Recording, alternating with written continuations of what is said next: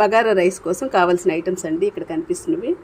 కొంచెం మసాలా సామాను, కరివేపాకు, కొంచెం గ్రీన్ చిల్లీ పీసెస్, కొంచెం టమాటాలు, కొంచెం ఆనియన్ పీసెస్, అల్లం వెల్లుల్లి పేస్ట్, కొంచెం నెయ్యి అండి. కడిగి పెట్టుకొని రైస్కి కొంచెం బిర్యానీ పౌడర్ యాడ్ చేశానండి. నెయ్యి కూడా యాడ్ చేసి పెట్టుకున్నానండి. ఎందుకంటే మనం ముందుగా పెట్టుకుంటే రైస్ ముద్దవ్వకుండా ఉంటుందండి. రైస్ కావాల్సిన ఐటమ్స్ అన్నీ ఇందులో వేసుకొని బాగా ఫ్రై చేసుకోవాలండి.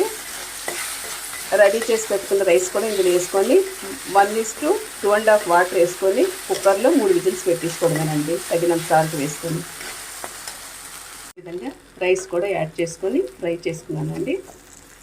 ఇప్పుడు 1:2.5 వాటర్ వేసుకొని 2.5 గ్లాస్ వాటర్ వేసుకొని కుక్కర్లో 3 విజిల్స్ పెట్టేస్తానండి. సాల్ట్ వేసుకొని ఈ విధంగా కలిపి పెట్టుకున్నానండి. కుక్కర్ మూత పెట్టేసుకొని 3 విజిల్స్ వస్తే ఆపిడమేనండి. వేడి బగారా రైస్ రెడీ అయిపోయిందండి. చికెన్ కర్రీ, బగారా రైస్ చాలా బాగుంటుందండి. రెండు కలిపి తింటే.